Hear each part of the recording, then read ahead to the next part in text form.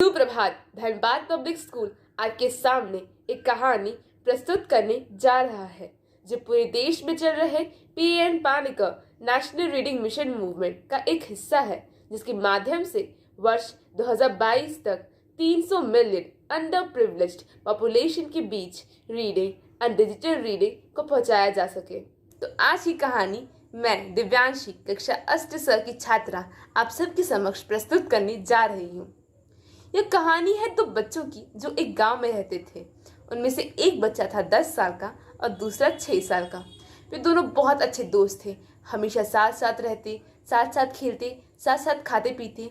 एक दिन वे दोनों गांव से दूर निकल गए और खेलते खेलते उनमें से जो बड़ा बच्चा था 10 साल वाला कुएं में गिर गया और जोर जोर से चीखने चिल्लाने लगा क्योंकि उससे तैरना नहीं आता था। अब जो दूसरा बच्चा था 6 साल वाला, उसने अपने आसपास देखा मगर उसे कोई नजर नहीं आया जिसे वह अपनी मदद के लिए बुला सके। फिर उसकी नजर एक बाल्टी पर पड़ी जिसमें एक रस्सी बंधी हुई थी। उसे बिना वक्त गवाए उस बाल्टी को कुएं में फेंका और अपने दोस्त को उसे पकड़ने के लिए कहा। उसके दोस्त ने ठीक वैसा ही किया। उस छोटे से बच्चे ने अपनी पूरी जी जान लगाकर उस बाल्टी को अपनी ओर खींचने लगा। वह खींचता रहा और तब तक नहीं रुका जब तक उसने दोस्त को बचा नहीं लिया। आखिरकार उसका दोस्त बाहर निकल गया। जब वे दोनों मिले तब वे दोनों गले मिले, रोए, खूब खुश हुए।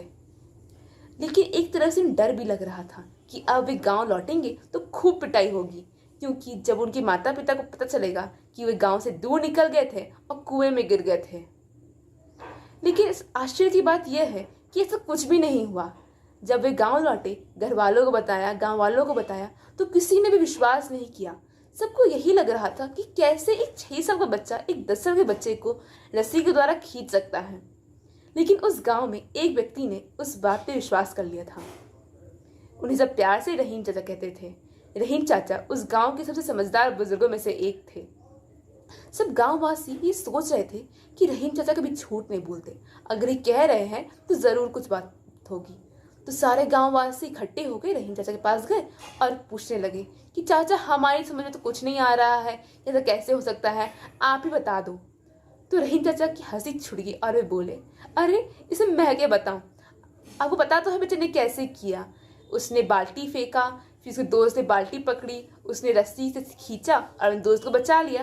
तो पता तो है बच्चे ने कैसे किया, अब इसमें मैं क्या बताऊं। तो सारे गाँववासी उनकी शक्ल देखने लगे।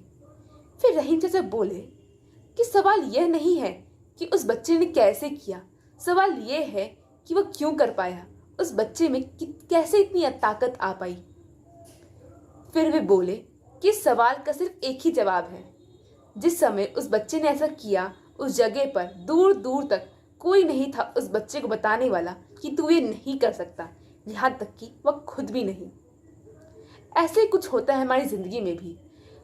हमारे आसपास के लोग हमसे कहते रहते हैं कि हमसे ये कार्य नहीं होगा, हम शायद इस कार्य के लिए सक्षम नहीं हैं, और उनकी बातें सुनकर हमें भी लगने लगता है कि शायद हम इस कार्य के लिए सक्षम नहीं, और आशा छोड़ देते हैं।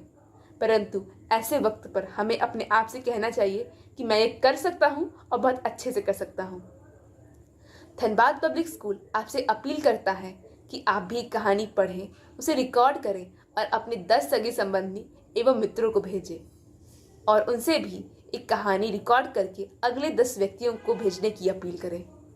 तब तक के लिए आप घर पर ही पढ़ें और बढ़ें। अगले संडे हम एक नई कहानी के साथ फिर आएंगे। धन्यवाद।